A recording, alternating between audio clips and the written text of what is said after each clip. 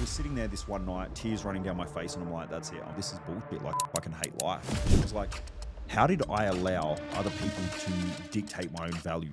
And it was in that moment that I made a commitment to myself that I would never, ever allow anyone to determine my value in this world again. What's it like growing up in Australia? I mean, you got to grow up tough, right? Because everything's going to eat or kill you. You've got to drag your feet and scrub your feet on the ground as you're walking, so it scares the snakes off. Because we have brown snakes. They're one of the most deadly snakes in the world. The doctor told me I'd never have the energy of a normal person. I was like, fuck you. I walked back into the office. I said, I'm out of here. He said, what do you mean? And he goes, what are you going to do? And he looked at me and he said, Michael, don't end up like the rest of these fuckers. Go do what you love. The mission is the journey that you're about to go on in order to achieve those visions. That's all that it is. That's why it's called a mission. It's a fucking mission. All right, guys, welcome back to another episode of Bridging the Gap. We have someone from the land down under. Yes. Mr. Michael Mojo Johnson. Did you know, fun fact, you're the second Michael Johnson that's been on this podcast? No kidding. Well, no one ever calls me Johnson, so it's normally just Michael Mojo for that reason, because every time I'd go around, they're like, are you related to this Johnson? I'm like, I'm not. Like in Australia, Johnson's super common, so. Is it? Yeah. Yeah, this guy's actually, he's half African-American, half white. Okay. And he's a third generation martial artist. You should watch the podcast. It's actually sick. He's my neighbor too. Okay. But he's like a gangster. So I texted him. I was like, yo, I'm interviewing the second Michael Johnson. He's like, I guess all Michael Johnsons are bad. I'll take it. Take it. So guys, for those of you guys that don't know, Mojo is what he goes by.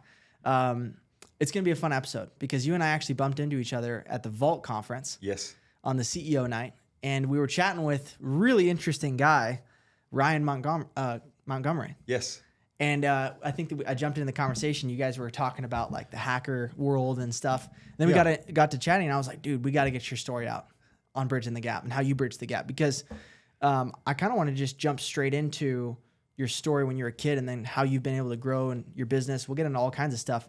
But first off, what's it like growing up in Australia? Because I'm from the United States. I have no idea. Never even been. Well, I mean, you got to grow up tough, right? Because everything's going to eat or kill you. Even the that's fluffy and cute will try to kill you somehow. So even kangaroos, I don't know, you've probably seen the video of the dude that punches the kangaroo, right? Because the kangaroo grabbed the dog in a headlock. Have you seen that video? No. Oh, you haven't seen that? Let's throw it up on we'll have our editor throw it back up here. Yeah. Can we look it up right now? Let's watch it right now. Yeah, it's there's a guy, just type in kangaroo, a man fighting kangaroo. Okay, hold on. Man fighting kangaroo. Okay, let's see. But essentially the kangaroo... Is this it right here? Yep. The kangaroo grabs a dog. Here we go. Oh!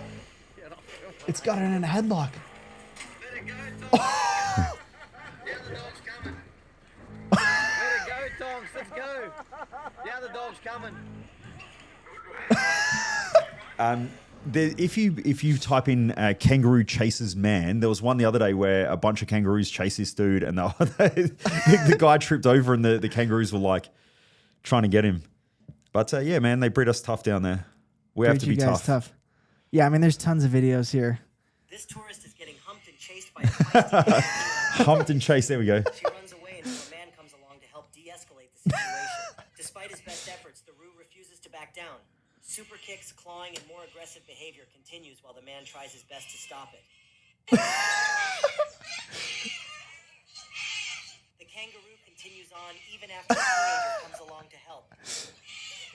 As the Roo They're tough sizes up animals. his new opponent, Dude, they're like he carries on humans. with the shenanigans and That's gets only a even small more kangaroo aggressive. though. That's a baby. That's a baby for sure. So That's we have different crazy. types of kangaroos, but the big reds, they're Okay. big. They get like 6 foot plus, and they're the jacked ones that stand there and like flex and puff their chest out and have like the biceps and all of that sort of stuff. But essentially, they do a lot of damage because they stand up on their tail. Yeah. And because their tails are so thick, they stand back on their tail and then they use their legs and they kick. They kick you. Yeah, It's almost like a horse getting kicked in the head or something.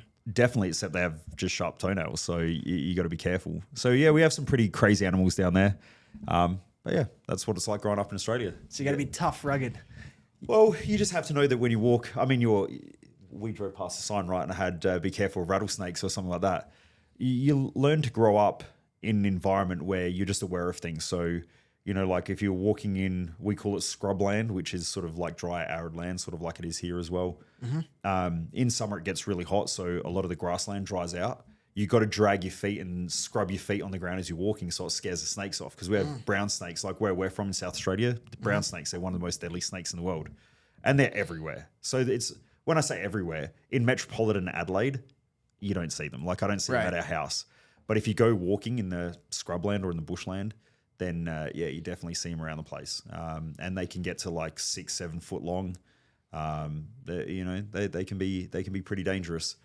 Anywhere you go in Australia, there's normally some sort of crazy snake that'll kill you. You go swimming in the ocean, we've got some of the world's most deadly sea snakes. Then if you go, walking through the scrubland or the bushland, we've got some of the world's most venomous snakes. So you've got like the taipans, inland taipan and coastal taipan. You've got brown snakes.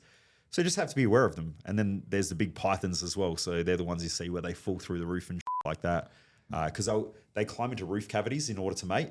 Because they try and look for dry areas. Really? So they go into the roof cavities and then all of a sudden you'll see that they just fall through the roof because they're these big, fat, they're huge. chunky, long snakes that, drywall's not used to having a big, heavy snake like just falling around. This is insane. Not that you see that regularly, right? So like we don't just wake up in the morning and like, holy shit. You do in certain environments, like if you live in the, I don't want to call it the outback because that's very like cliche, but if you live in the countryside out of metropolitan area, you see snakes a lot more. Right. But we have stuff like echidna. So what's that? Echidna are like almost like a porcupine, but they're small. So they're like these cute little animals with little noses and stuff, and they eat ants, but they have spikes on them. So they have these thorns. And when you get close to them, they curl up in a ball, and there's all these spikes that pop out. So there's echidna. You've got platypus. So you familiar with the platypus? They're like the bill. Yeah, so they have the bill, but I think they're the males, have a claw, and the claw has toxin in it or poison in it. So if you get if they I guess hook you, then they can cause a bit of damage. Then where we're from, we live right on a lake. There's blue ring octopus. So the blue ring octopus are these little octopus, and when they get harassed or feel threatened, they have these almost like electric blue rings that light up around them. They're deadly. They're actually, I think they are the most deadly or one of the most deadly animals on the planet. And they're these little cute octopus. Wow. And so kids can be playing around in the rocks, and then the next second they see this little octopus, put their hand under there, and that's it. Like, so there's no, I don't believe there's anti-venom because it's not that they have a poison. It's electric? No, they have, apparently there's bacteria. They have a lot of bacteria on their beak. So octopus have a beak that they eat with. Apparently on that, the beak has some form of bacteria or whatever that is highly toxic. And so if they bite you, then you out. Look, someone can go fact check this because I'm probably all wrong, right? It's probably not the beak. They probably have some thorn or whatever. I thought it is. But essentially, like, there's just this around the place all the time. Where we're crazy, from, dude. It's unheard of. Where we come from, they have great white sharks. So they're the craziest, like, biggest fucking sharks. Massive 16 footers, 20 footers, yeah. Well, they're not the biggest because there's not where we're from. They don't have the whale sharks or anything like that, right? I think they're the biggest shark. Someone can fact check that as well. I don't know. Drop it in the comments. Yeah, drop it in the comments. Who knows? I'm just making all this shit up, right? Like, we don't even have echidna. There's no such thing as a platypus. Kangaroos don't fight. I don't know. Someone will fact check it. Someone out there will be like, yeah, you said this wrong.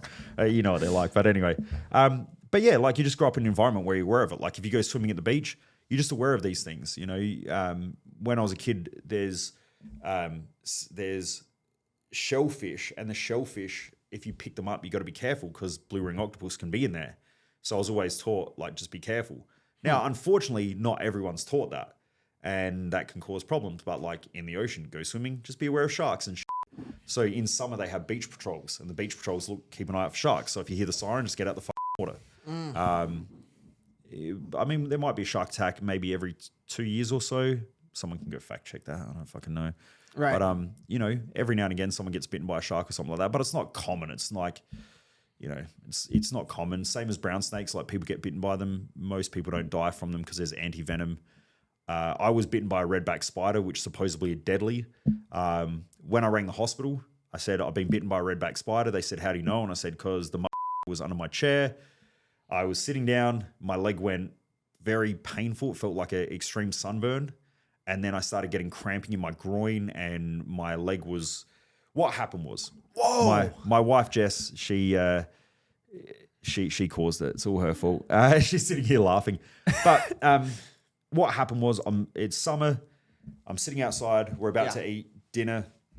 It's a nice hot night, nice warm night like it is here in Arizona. And the next second I was like, oh, the back of my leg feels a bit sunburned. And so I was rubbing the back of my leg because it felt like a sort of sunburn. And I thought maybe I've been sunburned. I looked, no, my legs are still pasty and white because I'm a ranger or a redhead. And anyway, I'm like, no, still it's getting like more and more painful. It's feeling like it's burning more and more. And then it was like my legs started cramping a little bit, like my glutes and my quads started cramping a little bit. And I was like, what's going on here? And then something just clicked in my head and I was like, I reckon I've been bitten by something. And I grabbed the chair and flicked it over and there was a spider web, but it had, they lay eggs. And so there's little eggs under there. And obviously it's the female that's protecting her eggs. And so I must have just had my calf close to like the corner where she was. And she's just gone, bang, don't mess with me. And so, I flipped the chair over and there's this redback there and I tapped it and she comes out and she's got her little fangs up. They're only small. I mean, they've got a sort of bigger abdomen, but What's this spider called? I want to look this up. A redback spider. Okay, let's look this up. Keep going. They're like a black widow. Very similar to black? A redback. Redback Back. spider. B-A-C-K. Yep. Let's take a look. This is the spider they had in Spider-Man. Yeah. You got bit by the spider from Spider-Man. Yeah, except I didn't turn into Spider-Man. Dude, that's the It just Spider-Man fucking hurt spider. a lot. Dude, that's literally it. Yeah, that's exactly what they are. They're big too. They're probably like. Yeah, I mean, the females are like that big. They have a big abdomen, but they're like big skinny legs. Yeah, a lot of the males are only small. It's the females that are the big ones. Yeah, the bigger ones. It's strange. But anyway, so I mean, there's big spiders in Australia as well, right? So I mean, we have spiders that create in northern Queensland, which is the top of Australia. When you walk around in some places in the tropical areas, you'll literally see in between palm trees, there'll just be, it looks like almost netting. And that's these spiders, and they probably like this room here. Their web goes right across and it catches birds and shit like that in them. What? Yeah. How big are these spiders? Like that big. So they're like golden orbs and stuff like that. They're big spiders. Like if you're walking at nighttime, apparently they're not deadly, but they're called what? Golden orbs? Golden orbs. I gotta look this up, dude. This is crazy. But if you walk through one of those at nighttime, one of those webs, you ever walk through a spider web before? Yeah. Yeah, it happens all the time in Australia. Like it's super common. You walk through a spider web and you start freaking out and flicking your arms and rubbing your head and rubbing your hair and shit. Oh, dude, those ones there, that you like essentially drop and roll. Yeah. Oh my. Yeah, God. that's just if you type in web, have a look at the webs that they cast. And so you'll see them in between trees. There could be like 20 golden orbs and they all just have these webs. And so you just see these almost like sheets in between trees. Dude, these things but if you walk huge. into one of them at nighttime, man, you just drop and roll, right? And hope that you like kill it in some way. They're crazy. Insane. So how many friends have you lost to these crazy animals? Or none. So this is the thing, right? So they tell you that redback spiders are deadly, right? Which maybe someone has died from them or whatever. So I'm like freaking out. I'm like, I've been bit by this redback. Like, what do I do? Because I'm thinking like a snake. I better go and get anti-venom or some like that. So anyway, I stayed calm, but I said to Jess, ring the hospital and just find out, like, do I call the ambulance or like what the do I do? So anyway, she rings the hospital. They said, look, you can come down to the hospital, but you're just going to have to ride it out. And it's going to be pretty painful, but you got to ride it out. Or they said, if you're young, like a baby, if you're fragile, like someone who's really sick or something like that, or you're an elderly person, would probably get you to come to the hospital and monitor your vital signs. But if you're a healthy adult, you just have to ride it out and it's going to be pretty painful. And so all I did was I just got a couple of big bags of ice and just strapped them to my leg. And in all honesty, it honestly felt like doing Muay Thai kickboxing class and just having your legs just hammered with kicks. It was like a lot of the muscles just go into like spasm and they just cramp. So it's like you've got crazy cramp, brutal. But it's your quads. It was like my quads, my glutes, my groin, my calves, everything just cramping all at the same time and just staying in a cramp for hours. How long did this last? I don't know, what would you say, 6 hours? Yeah, it wasn't fun. But rode it out. And then after that, the back of my leg just would sweat for like, I don't know, maybe 6 to 8 weeks afterwards. Like the whole back of my leg just kept sweating for 6 or 8 weeks afterwards. Yeah. So strange. Yeah. Detoxing maybe? I think that's what it was. It was just like detoxing. detoxing, like the lymph system just detoxing. Yeah, but get even rid to this day, I mean, I'm a white pasty dude, right? I've got that typical Irish skin. But even now, the slight bit of like tan that I get on the back of my legs, there's still a little spot where the spider bit me. It doesn't tan. Scar. It's like a scar, yeah. Scar tissue, yeah. Yeah. So Probably the intensity of the venom. yeah, anyway, the podcast is over now. Now you know about Australian everything's going to kill you. Look, it's not that bad, but you learn about this stuff, right? So you learn when you go to the beach, don't pick up shells unless you sort of pick them up and turn them over carefully, because there may be, a blue ring octopus, or some of the shells, they actually have one of the world's deadliest animals is actually a seashell. And so in the northern coast of Australia, they have them. I forgot what they're called, but they're a nice, beautiful shell that curls over, but they have something that pokes out. That thing there, if it stings you, you're pretty much dead. And so they have them. Insane. Then if you go to northern Australia, we've got crocodiles, you've got blue ring octopus. You've got a lot of jellyfish, like man of war and stuff like that. If they sting you, you're in a bit of trouble there. So like in northern Australia, you can't really swim. It's that dangerous. Yeah. So if you go to the beach and you swim in northern Australia, there'll be signs everywhere that says like, do not swim, because you'll have crocodiles, you'll have sharks, you'll have box jellyfish and shit like that. This is insane. Yeah. So they're some hard people over there. But they have roped off areas. So they have like areas that are all netted out to try and keep that shit out. Right.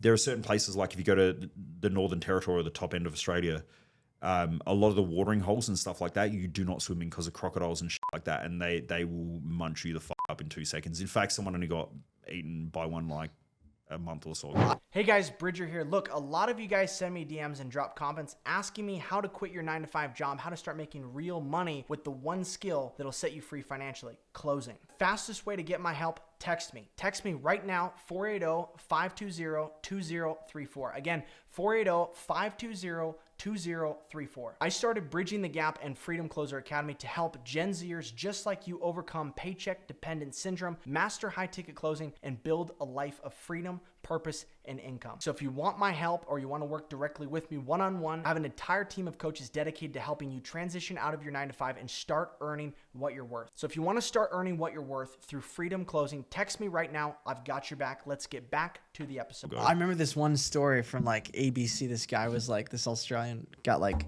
on the Australian news, he got like his arm chopped off or something, and he was like the chillest guy. Like I forgot. Yeah. I got to bring up this clip. I'll find it and have him throw it up. But it was the funniest thing. It's like, I just, had my arm chopped off. Like, it just was chill. Look at Mick Fanning. Type in Mick Fanning surfing. Type in Mick Fanning shark attack. Have a look at this. Mick Fanning. He's an Australian surfer. Okay. Mick Fanning shark attack.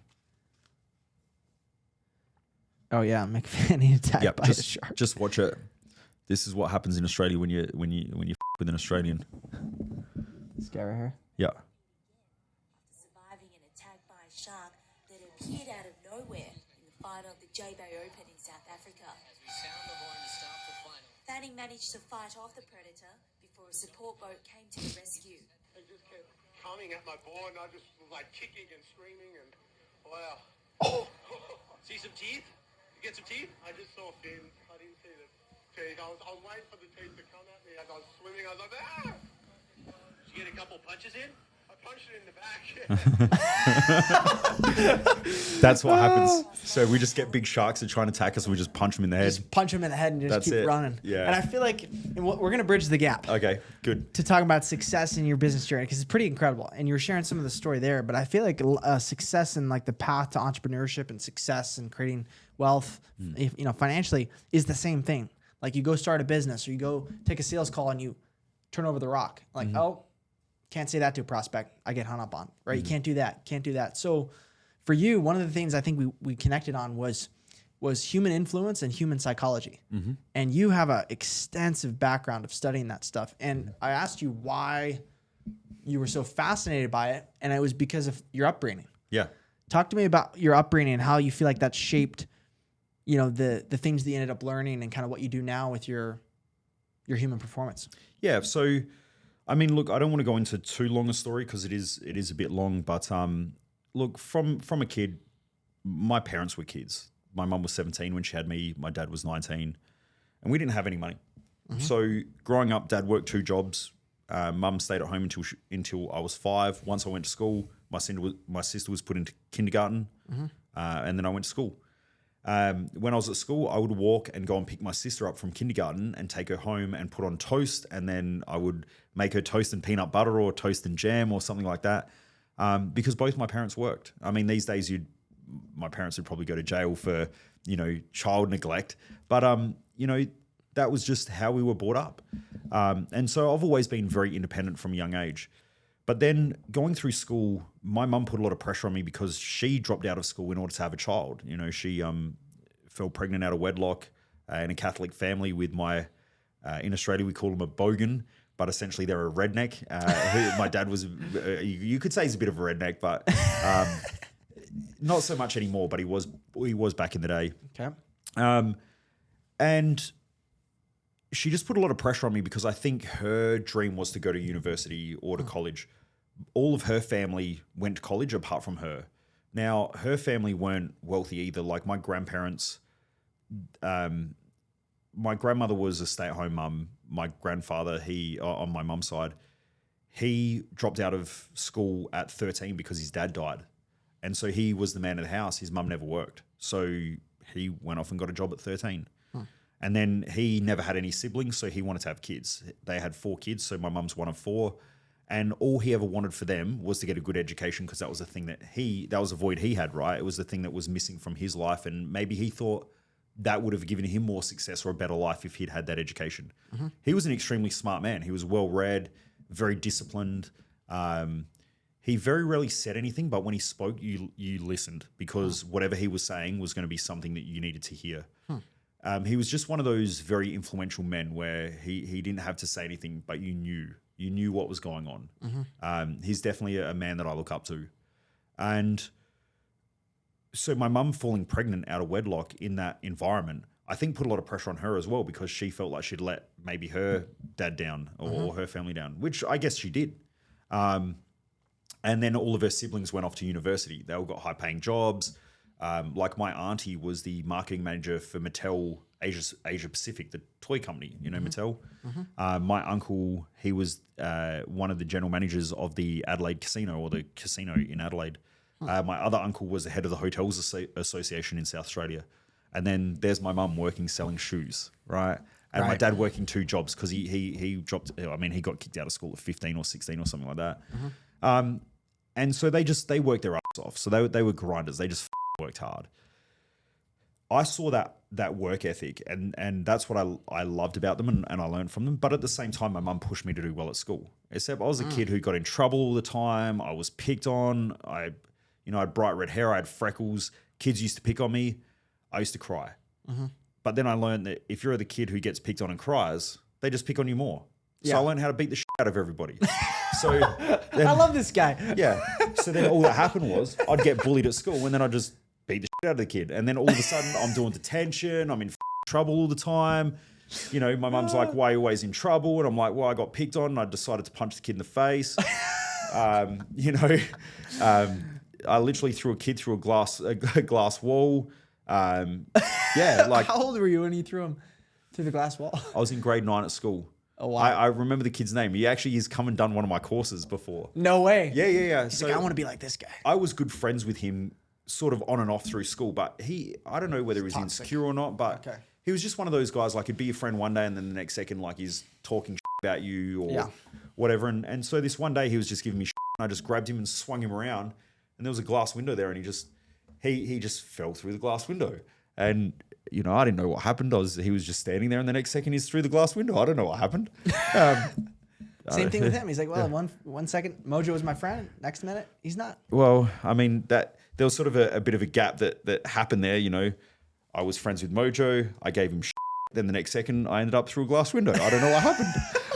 But so he's trying to play the victim on you and stuff. Oh, nah, he or did he own it? Yeah, he copped it like a champ. Did he? Yeah. He was the sort of guy who had a head that needed punching in every now and again.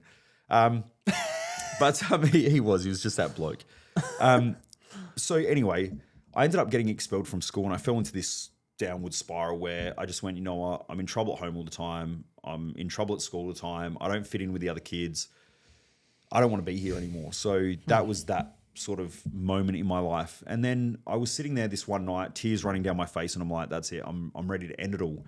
And in that moment, I realized that I'd given away all my power. Sorry, my contacts are moving in my eyes. I'm not crying. It's just my contacts are moved in my eyes.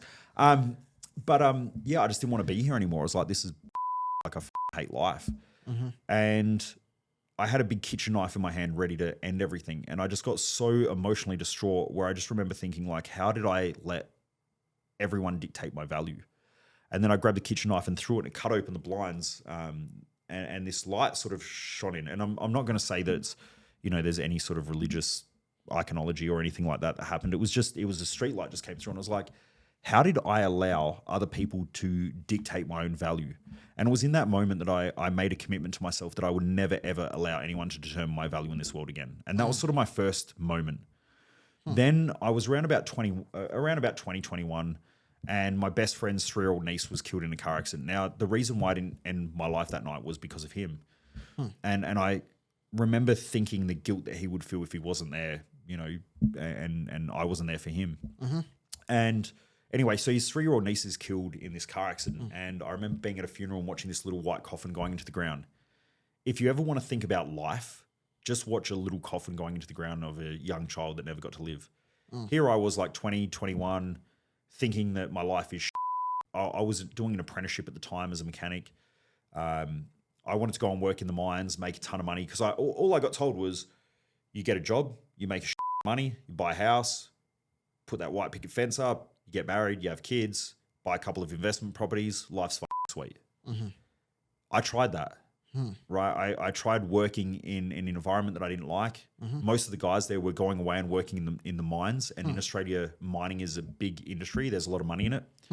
So these guys are going away, leaving their families, leaving their friends, going and working up in the mines, maybe 2 weeks on, 2 weeks off, or 3 weeks on, 1 week off, something like that. They're earning a couple $100,000 a year. They got jet skis, they got boats, they got motorbikes, all of that sort of shit. And on Monday morning, you walk in and you go, how's your weekend?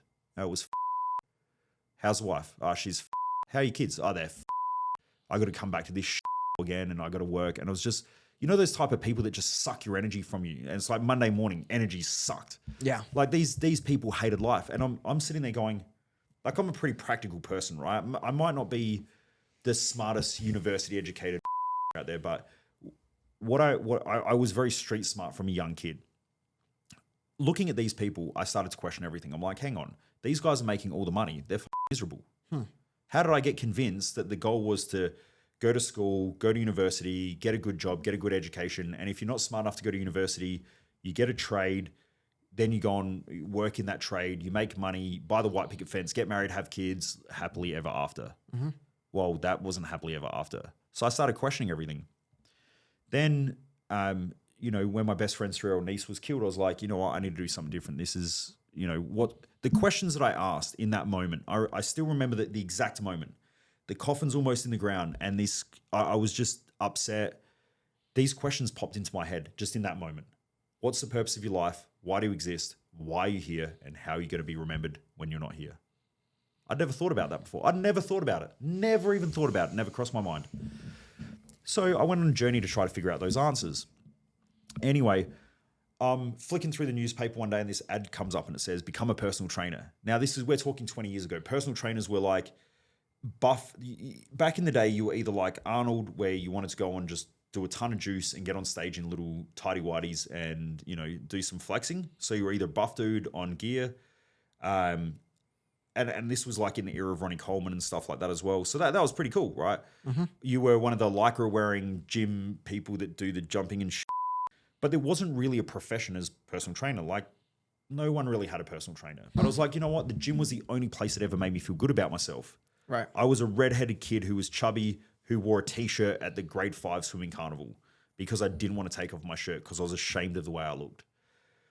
To me, at 13, I picked up a weight. I have not gone longer than a couple of weeks without training since that day. No more than a couple of weeks. Yeah. And it's probably because I was sick or something like that. Yeah. These days, it's rare for me not to train for more than like 3 days. Right. It's just a thing. Right. So the gym made me feel good. And I thought, you know what, maybe I want to work in that environment because I love the fact that I'd go to gym after work. The guys and the girls there we're all there to be better. Everyone spoke to each other well. We all looked after each other. Unfortunately, gym culture's changed a little bit, right? Like these days I see this shit on Instagram and stuff like that where, you know, women are calling out men for looking at them even though they've pretty much got their like hanging out in the gym. You know, they've got their nipples hanging out in a boob tube and they're like, well, people are looking at me. Fucking people like that just deserve to be headbutted and thrown in the gutter. Like, it just, like, what the fuck did you think was going to happen with your norks out? Like, it's so dumb, right? I mean, I should go there and wear a fucking G-banger and people are probably going to look at me as well. But anyway, my point is, sorry, I'm probably going to get your podcast wiped off of air. But my point is, right, like, gym culture back then was a supportive environment. Like, you're a young dude, you're lifting weights. Yeah. I'm an older guy, I'm going to come up and help you out because you're a young guy and you're having a crack. Yeah. Women walk into the gym, you look after them, right? If someone's perving on them or doing something inappropriate, you go and talk to that, they get thrown out. Like, that's it. It was an environment where everybody was there to get better and everybody knew that. It didn't matter what you did. If you walked in that environment, didn't matter your age, didn't matter your sex, didn't matter your sexual orientation, you were there to get better and everyone was there to help. And that's what I loved about it. So I started doing that part-time. And then when my best friend's 3-year-old niece was killed in a car accident, I realized that the mechanic industry wasn't the industry that I wanted to be in. So I started doing a little bit of personal training, and then one day the boss called me into the office, and I was only just messing around personal training, doing some like outdoor training and stuff. But the boss called me into the office and he said, we're going to sign you off your traineeship or your apprenticeship. And I remember feeling so sick because I knew that was going to be the rest of my life. This was as good as life was ever going to get. It was working a job that I didn't really enjoy. And then I just went, you know what, fuck it. I put the toolbox in the car. I walked back into the office. I said, I'm out of here. He said, what do you mean? And I said, I'm out of here. And he goes, what are you going to do? I said, I don't know. It's not this. And anyway, the head boss was the head of a large trucking organization. So he was probably a billionaire. Anyways, this little Italian guy, and he looked at me and he said, Michael, don't end up like the rest of these. Go do what you love. And I was like, hell yeah. Drove to my mum and dad's house, took out the toolbox. My mum burst into tears. What are you going to do with your life? Like, if you just stick at it for 10 years, you'll be set. I said, Mum, in 10 years, I'll be dead. And then I walked into the gym and I said, look, I'll do anything. I'll clean toilets. I'll clean the bathroom. Just give me a crack. And they said, all right, there's a desk shift. Now, back in the old days, they used to have barcodes and you'd have to scan the barcodes when people walked in. But within like a month, I knew everyone in the gym. I was training there anyway. And so I'd train with the guys. I knew most of the girls. But I loved being in that environment. And so I just excelled in it. And then, you know, as time went on, like to cut a long story short, the way I got into personal development was I was still a bit of a jughead at that time. But What head? Jughead. Jughead. Like jughead. Okay. Lifting weights. Dumb. Yeah, dumb. Got it.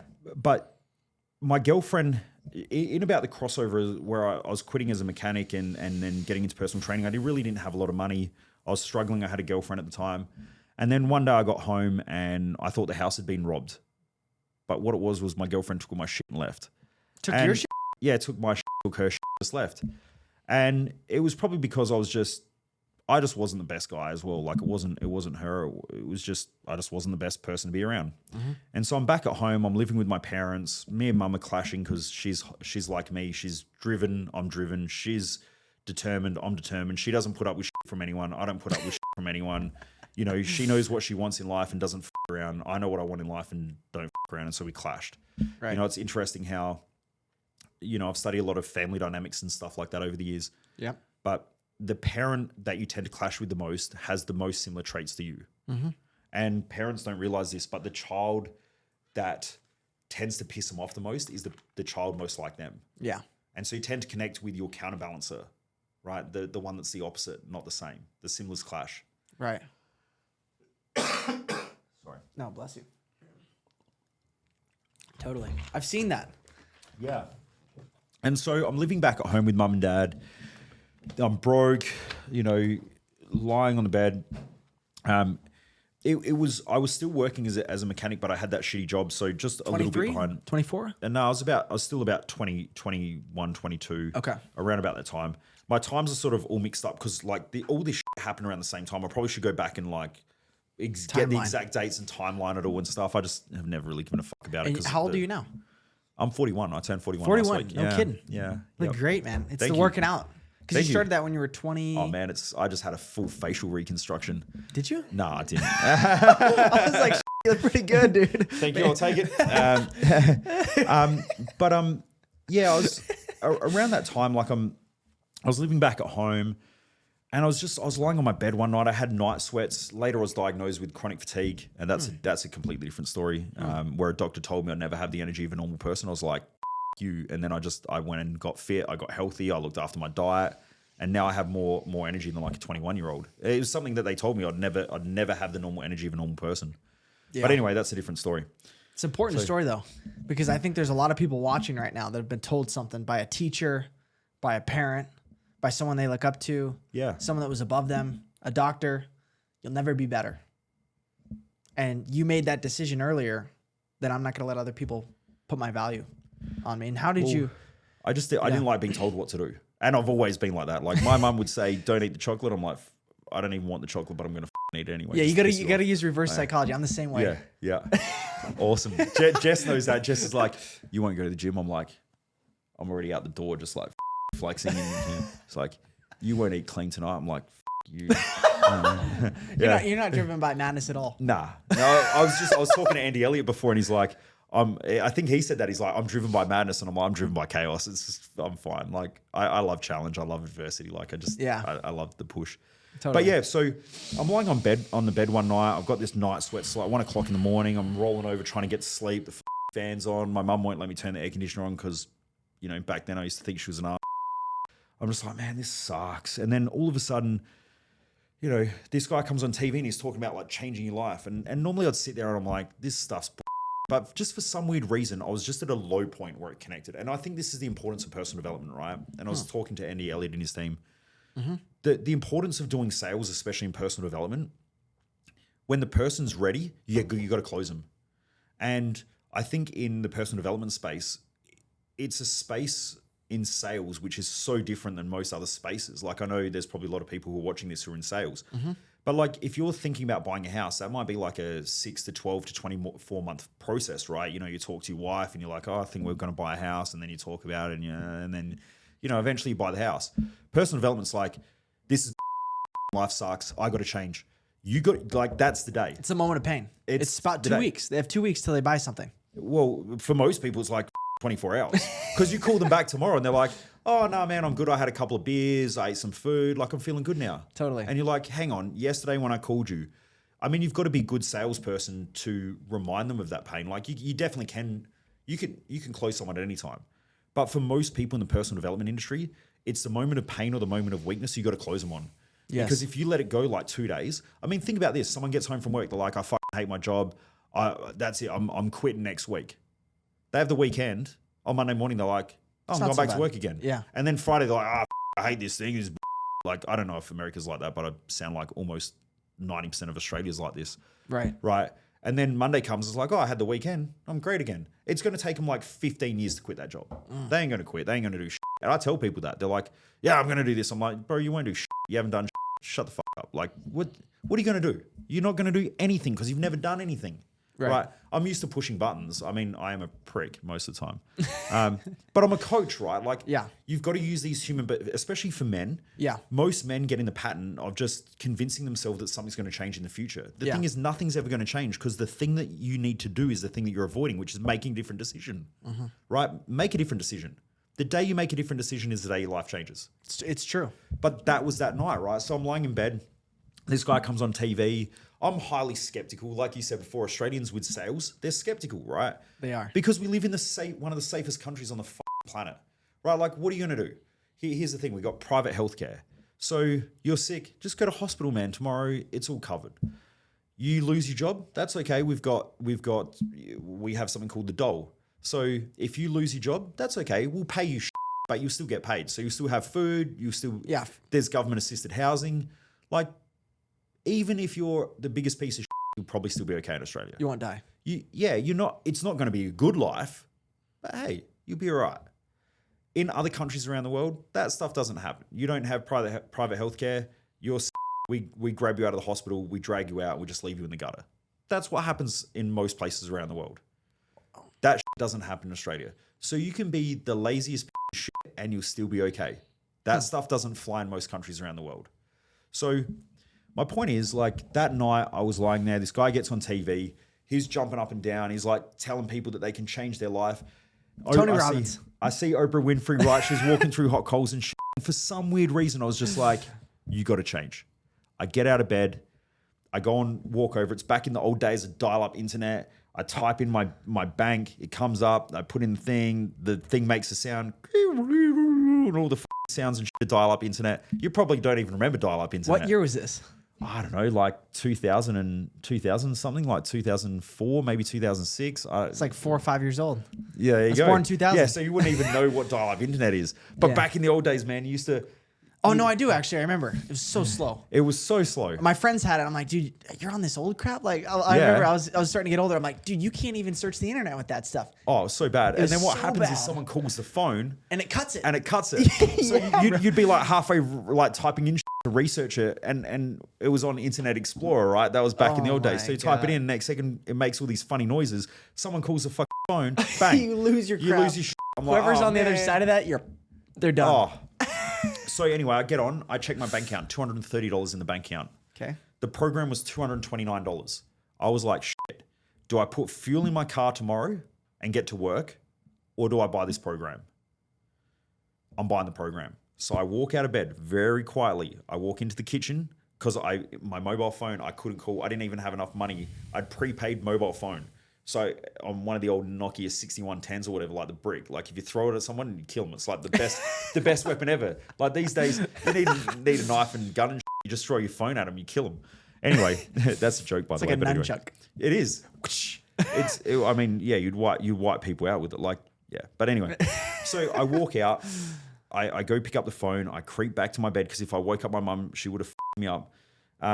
I walk back in. I call the number. It's a 1-300 number to the US. Yeah. And I buy this program. A couple of weeks later, this product arrives. And I start walking around the street like it was Tony Robbins, right? And so on the first program, it says you got to find something you're grateful for. I'd never even heard of the word gratitude. So like I get people in my community, they're like, I don't know where to start. I'm like, bro, I didn't even know what gratitude was. Never heard of the word. I'd never even heard of the word. No one spoke about it. I heard about Playboy. I'd heard about cars. I'd heard about doing burnouts. I'd heard about like getting in trouble at school. I'd heard about all this shit, but I'd never heard about gratitude. Weird, hey? That's the environment I grew up in. So I end up, for a month, I'd wake up every morning with my little iPod Nano. It was like 512 meg, right? So it didn't even hold a full CD. You'd get half a CD on, Oh, no. right? So I'm walking around listening to this Tony Robbins thing. He's talking about being grateful and finding things you're grateful for. It took me a month to find the first thing that I'd ever experienced gratitude for. Wow. And I remember the exact moment it was and the exact place it was because it just impacted me. And I was like, I'm walking. Some people don't have legs. I have legs. And I'm grateful for that. That was like my first experience of gratitude ever. Wow. So that's where I started from.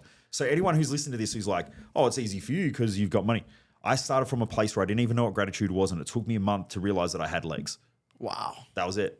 And so that's where I started from. And that's why now I'm such a proponent of, I think that's a word, personal development, right? Like, when people, like I give people online all the time because I'm like, I work with trade-based people in Australia, mainly, right? I work with a lot of business owners. How old are they? Look, I mean, we have guys and girls who come in who are like 18, 19. We have people who are in their 60s and 70s. But I mean, I work with all different types of business owners, but our main demographic is trade-based, right? Okay. So plumbers, electricians, and people do drywall and stuff. Mm-hmm. But they'll say things like, I'm on the phone to them doing a sales call, and they're like, you know what? What you do is expensive. I'm like, okay, cool. Got a new car? They're like, oh yeah, man, I got a brand new like Dodge Ram TRX. I'm like, in my head, I'm just like, you piece of shit. Like, you piece of shit. That car has more value than you have because you're valuing that car over yourself. Mm-hmm. That's why you're stuck. That's why you're going around in circles. Mm-hmm. Hey, I get it. I was a dude who had to make a decision that night to spend every cent that I had. I had $1 left in my bank account and I had to go borrow money to get to work the next day because I couldn't afford to put fuel in my car. But I made the decision, personal development over getting to work. That's what I did. So now when I'm doing sales calls and stuff, every time I'm on the phone with someone, they're like, oh man, I need to think about it. I'm like, hang on. You rang me or got online and you said, I want to change something. right? Because if not, why are we having this conversation? Right. And now you're telling me that you're not sure. You're prepared to pay for your, in Australia, Dodge Ram TRXs are like $500,000 or probably maybe $250,000, right? They're expensive cars. But you're prepared to drive around in a nice car because the car gives you value and validation. That's because you don't have it. If you had it, you wouldn't give a about that car. I've got a McLaren. Cool. But if I lost it, it does not impact my life whatsoever. Right. The only reason I have one of those cars is because I'm a car guy. I love my cars. But the thing is, is my value come from those cars? No. You can take that car away. I'll sell the car. It doesn't matter. I love the car. Do I want to keep it? Hell yeah. I still have my R8. It was the first like nice supercar that I bought. I still have the original R8 I bought like 10 years ago.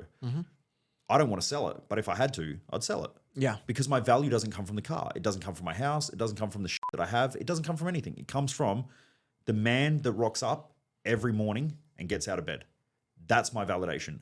Because that dude there worked his off. He goes to the gym all the time. He exercises. He builds good relationships with people. He looks after people. He works on his mindset all the time. He has all these skill sets that he's developed over the years from sinking, a couple of $1 million at least into study and learning and development. That can't be taken away. And Warren Buffett said one of the greatest quotes ever. He said, I can almost buy anything, but I can't buy time. Time is my most valuable asset. My second most valuable asset is my mindset. Because if I lose my mind, nothing matters anyway. Now, he's one of the richest people on the planet. He's saying time, knowledge. Bingo. What do most people value? Their car, their house, the clothes they wear. They'll go and sink $3,000 on Louis Vuitton bag that they walk around with. That gives them no validation because no one really gives a about your Louis Vuitton bag. You give a about it because you think it gives you value. That no one else gives a about it because these days everyone has a Louis Vuitton bag. So no one really gives a if you about don't it. have one now. Yeah, but because you just bought it on credit, who cares? But Yeah. the thing is that gives you value and validation. You lose that Louis Vuitton bag, you have no value, you have no validation. The true validation comes in the way you rock up every day and the shit you work hard for. That's what it comes from. Do those things make life better? Yeah. Like my standard is I rock up in a McLaren, right? That's my standard.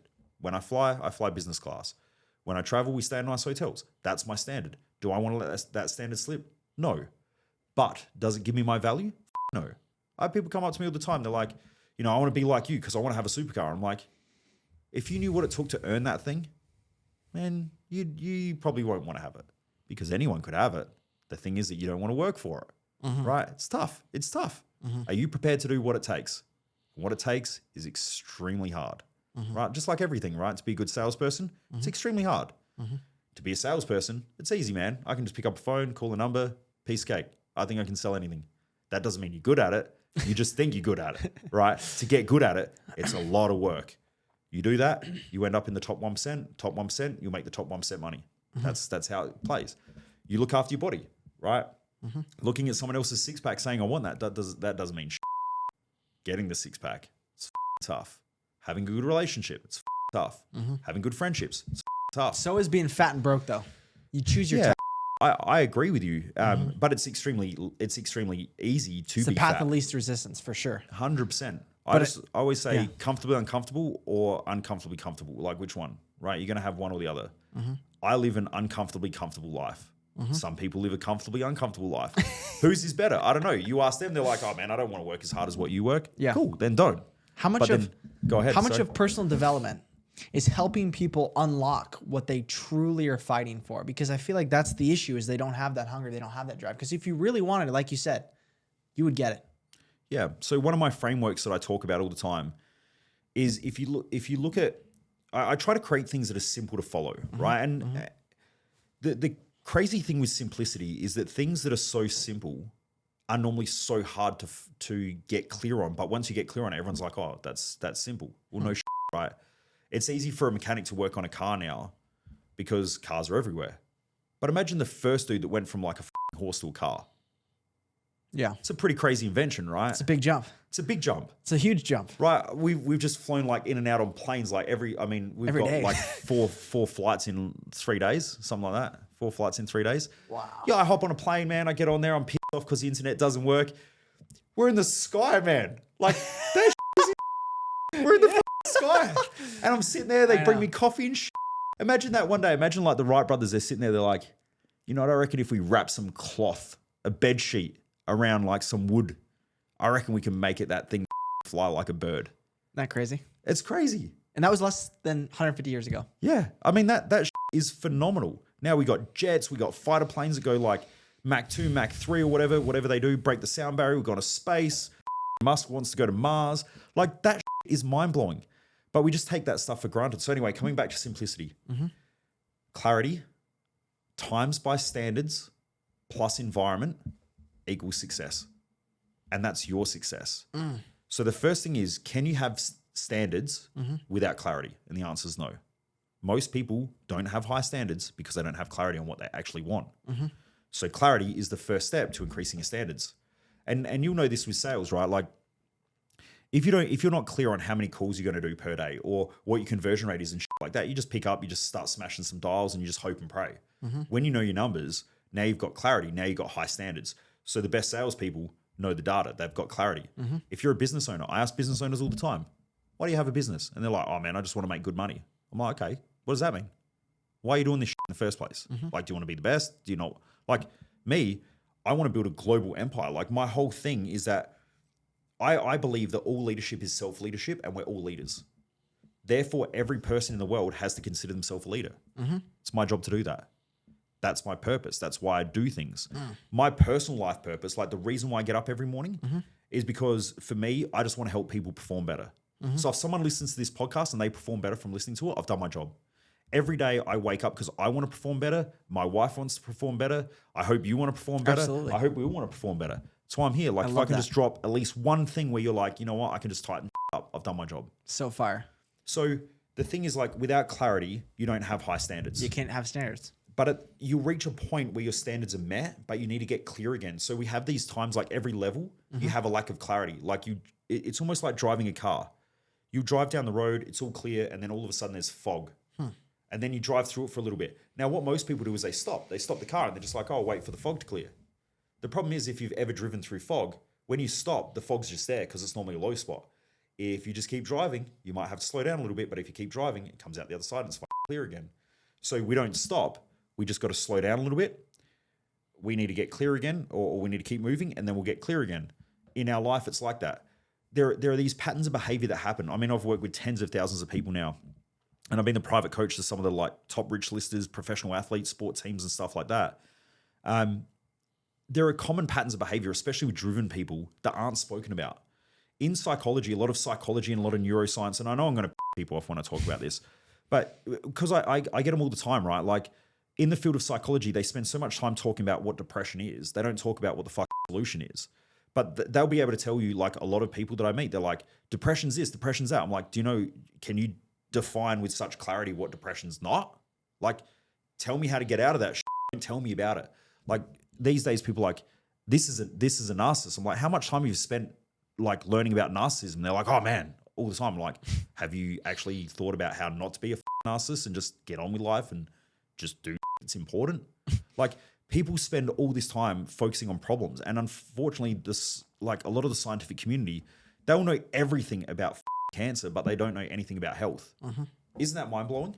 It's mind-blowing. It's mind-blowing. They're just studying the glass half empty, like just measuring and just like, it's like, why don't you just look at the water you have? Yeah. And it starts there. Like you said, it was that moment for you that you saw that you had legs that started to build this career and this change. And how important do you feel like that moment was for you? Was that one of your defining moments? It's everything. Like the first defining moment, the big one was like, my value does not come from the validation of others. Like no one can build a great life through the validation of others. Yeah. Because the truth is that part of what I do, right, is the first thing of clarity is you have to define what you want. Yeah. Now I say to people, do you have a success map in life? And most people go, what's that? And I go, cool, that already gives me clarity. You don't know what you want. Yeah. Because you don't know what success is for you personally. Now, some people, they're like, well, you're successful. I'm like, how do you know? And they're like, well, because you got heaps of money. It's not success. That's not success. That's a part of life, but that's not success. How do you define success? Success is being able to live your values. Full stop. That's it. And that's why, like, my sister, her highest value is family. She's an amazing mum. Amazing mum. The way that her kids react and respond and the way that she reads them is phenomenal. It's like, I'll give you an example. She's telling us a story. I've got a niece and nephew. My niece, it's my brother-in-law's birthday. So my niece creates this like figurine thing, like a snake thing at school out of clay or something like that, right? And what would you call it? What was it? Clay? Yeah, okay, cool. So it's like clay. It's this snake thing. She's got it on a little wood board. Yeah. She gets it out the car. So she's being careful with it, puts it in the car, gets home, takes it off. And as she does, she pulls the board or moves the board forward and it falls off and it shatters everywhere. She bursts into tears. She's wailing. She's all upset. You know, I've wrecked daddy's present, da-da-da. My sister looks at it and she's like, hey, Ella, come here. How about this? How about we put it in a nice little box and we get all the bits and we gather them all together? And then what we'll do is we'll put it in a box together and we'll put some super glue in there. And what we'll do is we'll tell dad that it's his job to stick it back together and it's a puzzle. And Ella thought that was like the most amazing idea. So he wakes up the next day. She goes running in. Hey, Dad, I got a puzzle for you. And so my brother-in-law had to stick it all back together. That was my sister's idea. Because when you're living your highest value, you're normally dialed in. So you know how to respond to things. Wow. Like if you've got a high value on wealth, you're dialed in with money. If you've got a low value, like people come to me all the time, they're like, money's the most important thing to me. And I'm like, really? So you think it's your highest value? And they go, yeah. And I go, how much money do you have? And they're like, oh, none. What you're doing is you're prioritizing something because it's an emergency situation. So if you're about to die, health is really important. But that doesn't mean it's your highest value. Because if it was your highest value, you wouldn't be in that situation in the first place. Bingo. So when we look at values are essentially a field of study called axiology. Axiology, it's not things like when people think about values, they think about things like kindness and love and respect and honor and all that. They're not values. They're social idealisms. No one wakes up in the morning and says, how do people treat me like shit? How do I treat people like shit? How do I hurt people? How do I dishonor people, disrespect people? No one does that, right? So the thing is that we all want those things. So they're social idealisms. In the ideal world, I wish that everyone would be kind to me, appreciate me, respect me, honor me, all of that shit. That's an idealistic state. Real core values are the way that we live and what we prioritize in our life. So my highest value is teaching, coaching, and learning. If you look at my life, 90% of my life is spent doing those things. When someone says to me, business is my highest value, and I go, really? Do you have a business? And they're like, no. And I'm like, wrong, my friend. Now, I have parents who come to me and they say, kids are my highest value. And I go, okay, how many hours do you spend with them? And they go, I work 80 hours a week. What does that tell you? What does their life demonstrate? And they go, then they say the dumbest shit, right? They say, yeah, but if my kids were sick, then I would drop everything to look after them. Of course, because it's an emergency situation. So if you look at Maslow's hierarchy, down the bottom is survival. At the top is self-actualization. Do you want to live in survival or do you want to self-actualize? Self-actualize means we prioritize our values. Now, if I was talking to Brendan earlier, and I said, if you look at your life, what do you spend 70 to 90% of your time doing? And he's like, working. And I said, cool. Now I know your highest value. There you go. There it is. It's funny he said working though. Why's that? Well, because he's a coach and he also is in sales. So I thought he would have put like coaching and closing. It doesn't really matter because that's his label. So everyone labels it different. That's why, like, when I'm working with people, one of the biggest mistakes, especially people who work in the self-development space, is that they project what they think onto others. I don't project. I ask. So if someone, I'm like, because like, I'll give you an example. Someone will say, I'm like, I'll say, what do you spend most of your time doing? And then they're like, I spend most of my time like talking and leading and connecting with people. And I'm like, cool. So would you say that leadership and connection is like the most important thing? And they're like, yeah, it's everything. There's already your answer. That's their label. Some people say it's connection. Sometimes I work with people and they say, when you actually break it down, their number one value will be family. So let's say you take a stay-at-home mum. That stay-at-home mum, when you ask her what's the number one most important thing, where you spend most of your time, it'll be family. Everything she does is for family. So she'll go, well, I do washing, I do cleaning, I like make sure the house is clean, I take the kids to school, I drop them back off. Her whole life revolves around this idea of family. Then I say, okay, well, like what else is important? How else do you spend your time? She's like, well, I go catch up with friends, I socialize and so on. And then I'm like, what is that? What do you call that? And she's like, I just call that socializing or social. So her highest value will be family and her second highest value will be social. That's her value. That's what she calls it. Some people call that connection. Now, that's not right or wrong. And the reason why we need to know is because that's how we prioritize life and not feel guilty. A lot of people come to me and they're like, family's my highest value. And I go, well, what do you spend most of your time doing? And it's normally women who do this, and it's a societal thing. And they'll say something like, well, you know, family should be my highest value. Here's something important. Should. The word should is an implanted value. Yeah.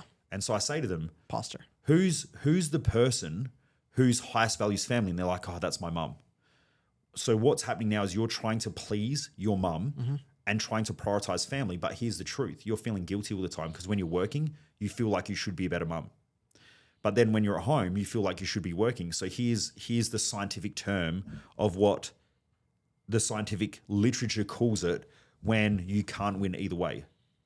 You're right. I'm glad you get my humor.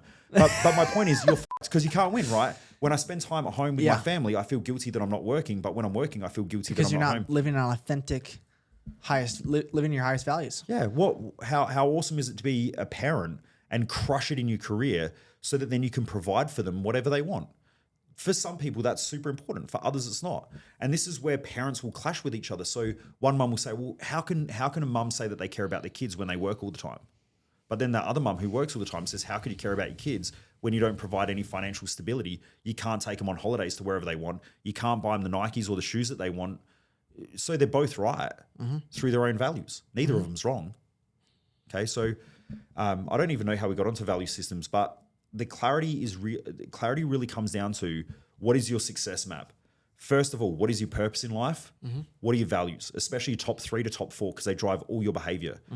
Values are how you prioritize your time. So and true. I meet people all the time who say, well, work's not that important to me. I just do it because it's a job. Then quit, go live at home, go be on the dole, or just don't work. Well, no, you have to make money. So what you're telling me is that money is a priority. Therefore, just accept it. People create these ideals inside their own mind, which then them up inside the head because they feel like they can't win and they have all these shoulds. Should is implanted value. Shoulda, coulda, woulda. Yeah, all that stuff. So, first of all, get clear on your values. Number 1. Number 2 is your purpose. Your purpose comes from your values. Then from there, if you want to live a fulfilling life, because fulfillment comes from purpose, values, lifestyle design, or lifestyle balance. Now, in this day and age, everyone says to me, like, I actually had a job interview the other day and I asked the person, I said, what do you think of work-life balance? And they said, it's everything. And I said, not my person. Get him off the podcast or the interview. Yep, because not my person. It's everything. Because to them, they want a work-life balance. The idea of work-life balance is because for me, if I work, like I've been on tour here and doing all this stuff, to me, working like a 60-hour week is completely normal. And that's where I feel fulfilled. Yeah. If I work 20 hours a week, I would feel completely unfulfilled and lost. Same. So for me, that is my balance. My wife, Jess, knows that I work 60 hours a week. In fact, she works 60 hours a week in the business. For her, that's completely normal. People tell me all the time, you work too much. And I'm like, hang on, I work too much for you. Yeah, why are you not telling me for how to live my life? 100%. Why you determine my highest values? Because they think that if I'm suffering because I'm like working all the time, I'm not suffering, I'm living, man. This is how I love life. Yeah. Now, I go to the gym for an hour to 2 hours a day, depending on how I feel, right? Sure. And so I'll be working out, exercising. Some people go, you exercise too much. I exercise too much for you, mother. Shut up. Leave me Those are alone. the people you just push to the side. Yeah, Because so- they're not aligned with your highest values. Like you want to align with people that are within your highest values or complementing, right? Yeah, like, I mean, even this, we're going out for dinner after this podcast, right? How cool is that? I get to go and hang out with my wife who comes to dinner with us. So I'm working on my relationship. She's smiling there because she's hungry. She's got, in Australia, we call it hangry. So she's hangry. It's like a mixture We have that being too. hungry and angry. I'm a big hangry guy. Yeah? Yeah. I've had to learn to control it. So the thing is that I can have everything I want all at the same time. I'm going out with friends. I'm going out with business associates and people that I'm going to do business with or potentially at some point do business with and my wife all at the same time. Why? Because I just integrate my life. So for me, I don't believe in this, like in Western cultures, for some weird reason, we just separate everything. So we're like, Work, you know, life. Yep. 9 to 5 is work. Anything outside, that's family. But it's not even that, right? It's like, okay, well, if I toxic. go to the gym, then I'm not with family. So when I'm with family, then I'm not at the gym. And so in their mind, they're always torn. Yeah, they're In my life, they're I'm never like, winning. I can go to the gym and work. So I take a videographer with me. I go have a workout. I can go to the gym. I can have a workout. I can train with one of the guys and girls that I work with. Jess and I, we go have business meetings. And I'm like, cool, let's go for a walk. Let's go grab a coffee. We go for a half an hour walk. We're getting exercise in. We go grab a coffee. We discuss some business stuff. We walk back home. Bang. We've just had an hour and a half meeting. I'm going to sit at a desk like every other fat Oompa Loompa sitting there having a meeting, and they're like, oh man, I hate meetings because it's boring. Go for a walk. Go Totally. why can't you do that? Oh, because some on a book told you can't have a meeting when you're walking. Like you got to integrate life. So So good. in Eastern philosophy, everything's the same, right? So you have life. That's it. It's life. Health is part of life. Mindset's part of life. Career's part of life. Family's part of life. So all you do is you just live life, and you fill as much up in your bucket as you want. Like I say this all the time. People ask me about time management. I'm like, well, first of all, you can't manage time, so get rid of the term. What you're calling it is action management. The only thing we can manage is our actions. So we don't manage time. Time management is action management is legit. So we manage actions. Yeah. So now, how do we manage our actions in the 24 hours that are available? Cool. Well, I need 8 hours sleep. Bang. I got 16 hours left. What do I fill the rest of the time with? Then what I do is I just put in the buckets. Values, purpose, Yep. time. Well, it's all the same thing, right? So I just fill it all up. Where does vision and goals fit in? I'll get to that. Okay. But at the end of the day, the bucket gets tipped out. Yeah. And we start again. So I just put 8 hours in of sleep. And then the rest of the time, like, okay, I'm going to spend 2 hours with my wife having dinner and having a chat and you know, maybe watching some TV or a movie. What else? Okay, cool. I'm going to spend some time doing some work. And so that's action management, right? Now, in pillar one of what I call the success map, you have what fulfills you. Because my question is, if you do something that fulfills you, what's the likelihood you're going to stick at it long term? 100%. Yeah. So what's the likelihood that someone who sticks at something for a long time is probably going to succeed at a very high level? 100%. Yeah. So And if they love it too. They're fulfilled and they love it. the same thing, right? Fulfillment is love. So if we love what we do and we're fulfilled doing it, and we're living our purpose, our values, and we've got this idea of like lifestyle balance, which isn't really lifestyle balance, but it's like, how do we manage our time and do the things that we enjoy? If you get that right, you're fulfilled. The likelihood of you succeeding and achieving long term is extremely high. You're going to keep doing it. The reason is that people do shit that they don't enjoy. Like I meet people at the time, they're like, I hate going to the gym. Okay, what are you doing now? Well, I'm doing a 12-week challenge. Okay, what's the likelihood that you're going to continue after 12 weeks? Okay, so you want to be fit for 12 weeks. And then now let's say you're 20 years of age. So now for the next 60 years, you're going to be a fat, lazy piece of shit. Oh, well, no, I'll probably keep it going after that. No, you won't. I can almost guarantee it. In fact, I would probably chuck 100 grand on it. If you throw in 100, I'll throw in 100. I'm pretty sure I'm going to win. Why? Because you hate it. So let's find something you enjoy and let's think about it for the next 60 years. Look, what are you going to do for 60 years? That's fulfillment. Okay. The next pillar is direction. Here, pause it. Before we get to direction, Yeah. I want to talk about the love. Yeah. It's because I have a controversial opinion on that, right? I think that successful people, like really the elite, they're so committed to their end destination, their vision. Like for me, for example, I learned how to love the things that I hated, some of the things. So what do you think, like, because I'm also trying to understand how I did it because I want to replicate it in my people. But like, for example, there was a time I was like afraid to go to the gym. All these guys were jacked. I was super skinny, intimidated, and I hated it. But now I love the gym. So where do you But think? hang on, you didn't hate the gym. You hated the judgment. Ah, okay. Yeah. Okay, I did like the gym. So I Yeah. did like the gym. So, Yeah. okay, what You about just had a fear of judgment. what about management? Right now, I'm like in my business. I'm like, dude, I do not like managing people. I like leading people, training people, coaching people. But all my coaches are telling me, dude, you have to learn how to manage people if you want to go to the next level. Yep. So it's like I have to learn how to love management, even though I hate it right now. Or like, what's your mind? What do you, from a human performance mindset, is that? Do I really hate it, or is it maybe I'm seeing it different? Like you said, maybe it's. What do you think? So you're going to do it? Are you going to delegate it? You're going to eliminate it, or you're going to automate it? That's it. So I'm not a great manager, right? It's not my skill set. I'm a great leader, not a great manager. Yeah. So if I got to tell you more than 3 times to do the same thing, I just want to smash your head through the table. That's right? how I so, feel. You know, that's definitely not my thing, right? I have, I shouldn't be saying this because I'm like the human behavior guy, right? I should manage. I'm not aggressive, or I am if I need It's a to joke. Be, but it's I a joke, get it. right? I get it. Yeah. But the thing is that management isn't something that I love. Right. I love leadership. I love inspiring people. I love, these conversations. I love sitting down with my team and training and developing them and things like that. I don't want to sit there and be like, dude, you said you were going to do that same thing that I've asked you to do for the last 6 months. And you know that it's supposed to be due every Thursday, and every Thursday you're always late. Hey, what's going on? Like, how do we get it done I'm just like, do you want to work here or not, mother? If not, get it done by Thursday. If not, go. Done. Whereas some people on my team are like, oh, that's all right. You just got to sometimes just ask them again. And I'm like, okay, well, that's why it's your job, not mine. Every one of us are sort of, we're inclined to do certain things. So I think we can learn anything we want to. Yeah. Right. Providing it's meaningful to us. Sure. So if you want to learn management because it's meaningful to you, then you will learn it. I think over time, for me personally, I want to be great at business, not just great at one area of business, because some people are great at one area. I want to be great at business. So some of the areas that I don't do the best in at the moment is really honing in on finances. So that's an area that I'm working on at the moment. It's not an area that I hate. I don't love it. But what I do is I love learning. Yeah. And so I'm like, I want to learn this because this is important to me. Do I enjoy the learning of it? Not really, because all learning is uncomfortable if you're pushing new barriers, right? Anything that you do that is challenging you is going to be uncomfortable. So I'm uncomfortable really honing in on the finance. I love the overviews, but actually sitting there and honing down and reading through tax documents and shit like that. Jess does that stuff all the time. She loves that stuff. But for me, she's like, I'm just going to sit in bed and read tax documents. I'm like, you're a psycho.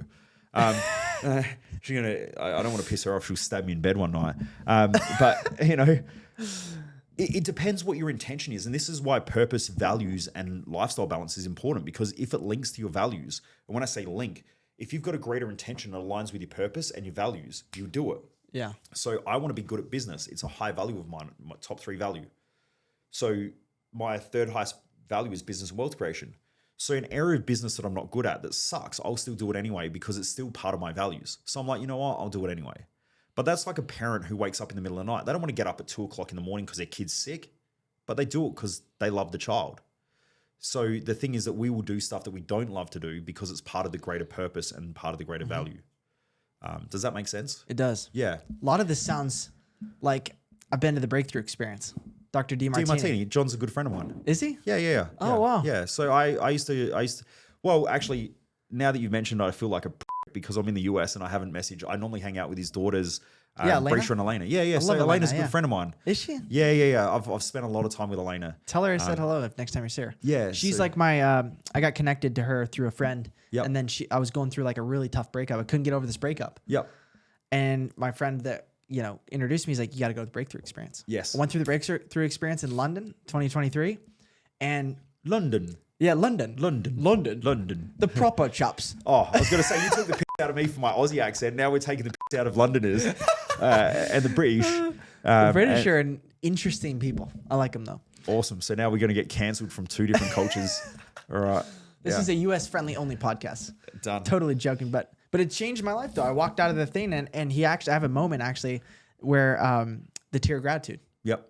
The tear of gratitude on the experience and his training is incredible. How far down his path? Because he's got I've done a lot. you've done a lot. I've done a lot. The prophecy and you've done or no? I've done Prophecy 1 multiple times. I've done Prophecy 2 multiple times. I've done almost most of the Imperiences as well. Wow. And that's a mind in itself. I've done Imperience 1, I think about 3 or 4 times.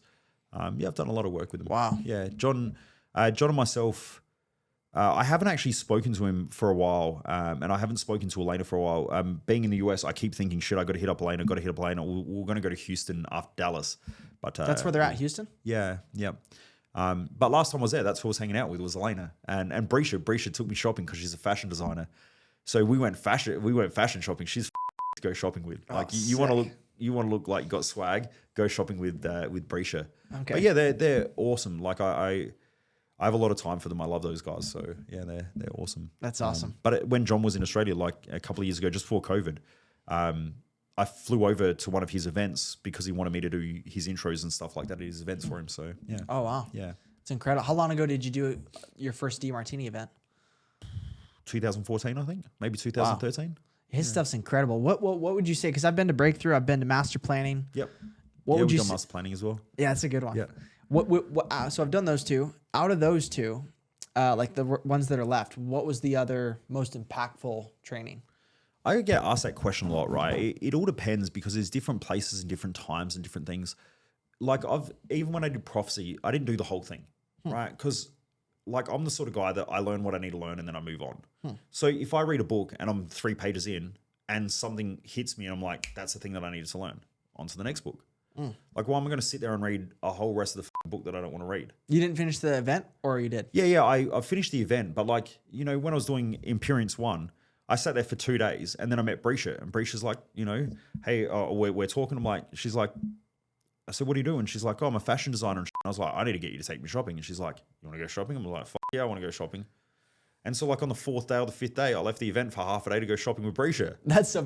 That's one of his daughters. Yeah, I haven't met her. yeah, they're awesome. Brescia. Brescia. That's cool. And so like, He's hilarious, dude. John is. But go ahead. and then like Elena, a couple of times, like halfway through the event, she'll just be like, hey, do you want to go grab lunch? I'm like, fuck yeah. Because to me, it all depends on my values, right? Like, and this is how learning works. Learning is essentially bricks that create walls. So we can only stack certain pieces of information at certain points in time, right? Like you can read a whole book. And this is the issue that I have with school, right? They force you to sit there and read a whole book. And so you read it from start to finish and then you get a test. And so you've got to cram yourself and force yourself to try to learn the whole book. But the information that you need isn't in that whole book. So you go and ask a medical doctor. And I realize this from working with a lot of doctors and people in specialty fields. And the good ones, I say this to them as well, is like, you know, I wish I went to university and I wish I had a uni education. And they're like, you don't need it. And I'm like, it's interesting because if you meet a lot of insecure people who use university as their validation, those people will believe that if you don't have a university education, they're smarter than you. You meet people who don't use university or college as their validation for their value, and they'll say to you, man, I forgot more shit at uni than what I remembered. Yeah. So like learning is a process. It's a lifelong process. You know, like we were talking, who was I talking with yesterday? And they were having a chat and they were just saying like, oh, it was Brad Lee. And Brad Lee, he said like, I don't remember shit from like high school. And then one of the guys walked past, he's like, come here. What do you remember from high school? And he's like, I don't know. I learned how to pick up chicks. I learned how to drink beer. I learned how to party. I learned how to build relationships with people. And he's like, do you remember anything from maths class? He's like, I don't know. I think I remember what a hypotenuse was. And I was like, that was it. But what my point is like, is learning is a lifelong process. And like right now, if you're stuck with a problem, you need to go learn and figure out that problem. There's a brick. Then go on to the next problem. Learn what you need to learn, figure out that brick. Yeah. You just keep putting the bricks together and you get smarter and smarter. And you actually have an intention for the knowledge. Yeah. People learn shit that they don't have an intention for at university or high school or whatever. And this isn't a criticism. It's just, it is what it is. So like you go to a medical doctor and you're like, I've seen it before. Like I hang out with, and I look after my health and shit like that. I was only with the doctor a couple of weeks ago and he's like, oh, hang on, let me just have a look. And he goes on Google and he goes, oh yeah, that's what it means. I was like, see, these are using Google. I use Google too. So like, I'm not saying that I'm smarter than them or anything like that, but we tend to remember things that are important to us. Yeah. So we want to stack that knowledge. And I got way off track because we were talking about The step one pillar. yeah. So step one pillar is fulfillment. The second pillar is it really comes down to direction and drive. So in order to have direction and drive, what creates our direction and what creates drive? So the first thing is a vision. So we need to document our visions, and visions are things that consistently pop up in our mind that are unique to us. So for example, like Elon Musk from a young age, he thinks about going to space and shit. I've never thought about going to space, right? Like it hasn't even, someone says to me like, oh, hey, would you ever go to space? And I'm like, I don't know if I had to, but like if they had seminars and shit up there, I'd probably go. But like, because I'd want to talk, or I'd want to Teaching, teach. coaching, and learning. 100%. Do I just want to go up there for shits and giggles? Fuck no. Like I have no intention of whatsoever going to space. Yeah. Although I do want to go on fighter planes because I love speed and I love like crazy Adrenaline shit. stuff, yeah. Yeah. But do I want to go bungee jumping? Fuck no. I did it once and I almost had a heart attack. Not my thing. So visions will pop into our head consistently, but most people ignore them. If we see ourselves running a large organization, that's unique. Write it down and document I it. just saw a blonde girl. Perfect. Write it down and document it. I gotta keep writing it down. Yeah, honestly, how many people have thought that before, right? They're like, this is I can see my family in the future. I'm like blonde-headed girl, 2 kids, whatever. That's important to them. I don't see a blonde-headed girl and 2 kids. That's never been in my vision. So, it's just they're there. They flash up. There's an intention for them. I don't believe that anything happens for no reason. Like if you look at the universe, it's way too structured. Even though there's something called the law of entropy in physics, and it's chaos theory, right? So there's like more chaos in the universe. But I don't agree with that. I don't believe it. Because if you actually really study sciences, why the fuck do we study any science if it's just chaos? It has to have structure. There's a divine being to it, order. Well, I'm personally, I love philosophy and I love science. I can't say that there's a divine being because I can't prove it, but I can't disprove it either. So I understand the philosophy of it. I can't prove it. I can't disprove it. So I'm a bit more scientific with it, but I'm not like, I got a heap of friends who are religious and they say, it's God. And I'm like, God is the same as like a universal structure. Cool. And I ask friends, I'm like, what does God mean to you? And they're like, it's a dude sitting up on a cloud. And I'm like, all right, cool. And then someone else is like, I don't know, it's just the universal intelligence. And I'm like, cool. I ask someone else what God is, and different people have different ideas of it. Sure. None of them are wrong, right? So I'm open-minded about all that stuff. I love it, like, because it keeps me Learning. inquisitive. Yeah. Yeah. So there seems to be this structure in the universe, whether it's God, whether it's a divine being, whether maybe the universe is just structured. Maybe we don't understand it, so we have to project an iconography or like human-like characteristics onto something that we don't understand, like we do animals, right? So you don't think there's a divine creator? You don't think there's a creator of creation? I don't know. I don't. You don't know. So what I love about Islam, right, is that Islam says you cannot draw Muhammad. You cannot draw Muhammad. No, you can't draw God. Can't draw God. Because do you know what humans do? And this is very well in scientific literature, in psychological literature, this is well proven. We tend to project human-like characteristics onto things in order to understand them. So God is normally drawn as a human in Christianity. Well, because Jesus. But how do we know? How do we know what? How do we know what God looks like? We can only understand. Are you saying God the Father, or because I believe in the Trinity, right? God the Father, God the Son, God the Holy Spirit, because I'm like Christian, right? Yeah. So if they draw a picture of Jesus, I don't know if that's accurate from thousands of years ago, 2,000, 24 years ago. But for me, that's the white pasty guy who lives in the Middle East with long hair. Well, that's I'm like, probably that's not probably accurate. pretty inaccurate, right? Yeah, that's probably not accurate. But who knows? He could have had long hair though. We don't Maybe. know. It doesn't matter though. I think for me, it's like this. It's this. How did this table get here? Like, why is this table even existing? Well, I can answer that in a few different ways. I would love to hear 'em. Right. So, and I don't want to go too far off track because we're Sure. on Keep drive going, direction. keep going. Yeah, but like what happens is humans project. Actually, here's something that's important, right? So from the field of neuroscience, we only understand ourselves.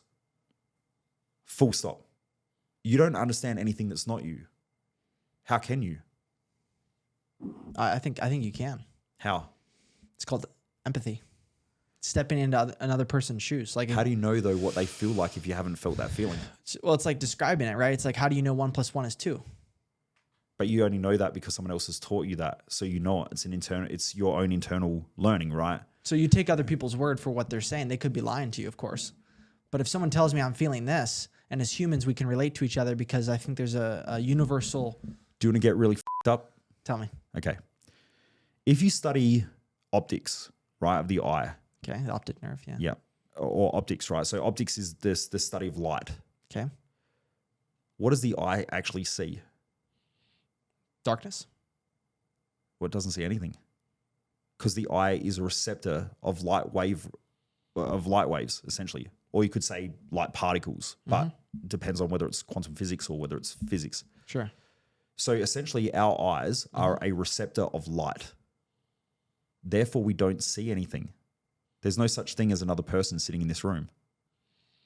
It's an interpretation that happens within your brain because your eyes only take in light. They don't take in the image. They take in light. Therefore, your brain has to interpret it. Now, if you study touch is very ubiquitous. So if you study physics, it's very, very hard to define what touch is. Now we can, in biology, we go, okay, well, touch is like when we feel something on our skin and the nerve, and okay, now let's break it down and get into physics. So physics is a study of, I guess you could say, energy. When we get down to that level, we go, well, how do you define touch? How does it exist? Because if two particles touch each other, they form different elements. So if we touch things, we actually create different elements. So when we walk, our feet stick to the ground and we're So there's a lot of different debates around this, right? Even sound is compressions of air. So we don't hear anything. That's why I hear people say this all the time, right? They're like, yeah, but words can hurt. Words can't hurt my your interpretation of those words, the meaning that you attach to those words hurts you. It hurts you. It doesn't hurt anybody else. It's your interpretation. So what my point is like our whole reality is essentially interpretation which happens within our own brain. The only thing that we understand is our past experiences that we've interpreted within our brain. Our whole of reality is an interpretation. So we can't understand anything that we can't interpret, which means we can't understand anything that we haven't gone through, experience, or anything that's not us. You don't think that we can read a story and hear about someone and then relate it to something we had before, and then we formed a new The relationship, connection? yes, but that you're still taking a past experience, right, in order to understand a new experience. Yes, you're stacking, like we talked about, stacking the learning, So the word empathy, you mentioned it before, the word empathy means to suffer with others because it comes from the root word compassion. Yeah. And the word passion means to suffer. The word compassion means to suffer with others, and empathy sort of is a byproduct of that. The reason why we suffer with others is because of the experiences that we've had in our own life. So when we see someone else suffer, we go, it brings up our past wounds or our past triggers, and we go, shit, I got to save that person, or I got to help them. But here's the thing.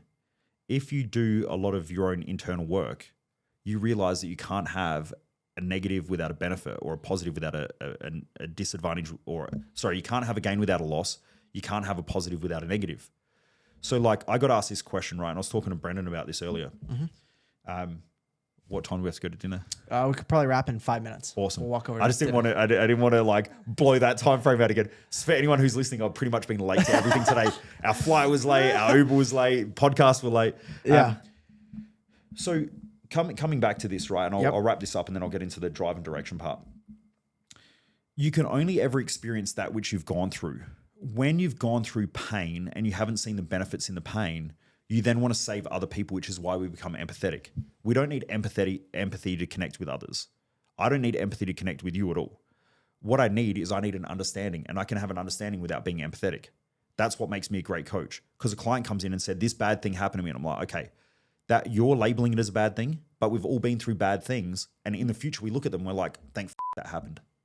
So we perceive things are bad in the moment, but in the future, they don't turn out to be bad. Therefore, we've learned what we needed to learn. Yeah. I believe everything in life, based on my understanding of different philosophies, different religions, and different sciences, that everything in life is essentially an evolution of information. Our genes carry information from one generation to the next. Our experiences create epigenetic tagging in the next generation.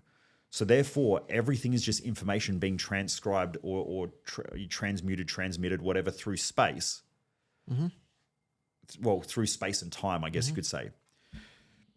So if you learn what you need to learn, you get the information that you need to get in order to move to the next level of life. If you don't learn, you repeat it. So life is like school. Okay. We learn and we get a test. If you pass the test, you go to the next grade. Going to the next grade is cool. You're like, yeah, I'm in the next grade. Shit's going on. Like business is like this, right? You're like, man, I just crushed it last quarter, smashed sales targets. Yeah, I'm winning. Then you go like that for a little bit, and life goes, all right, now it's time to test. You ready? Yeah, I'm ready.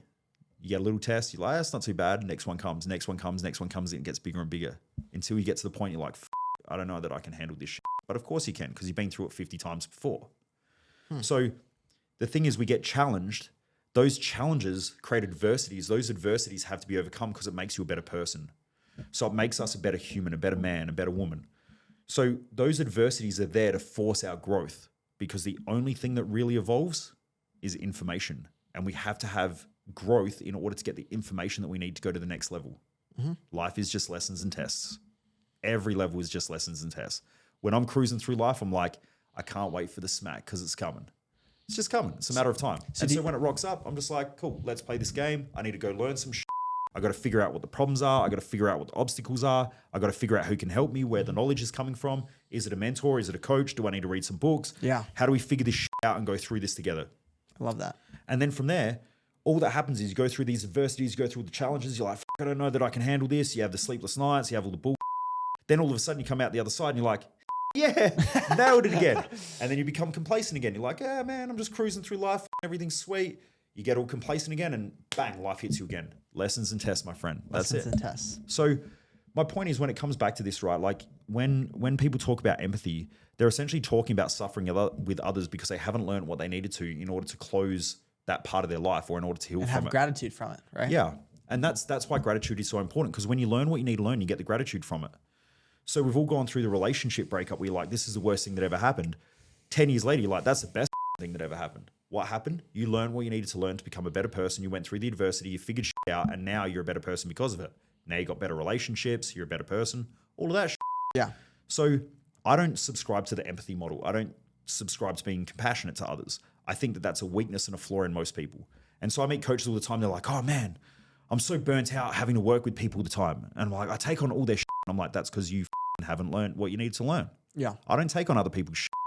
You have a problem, you have adversity, you have challenges. We're here to figure it out.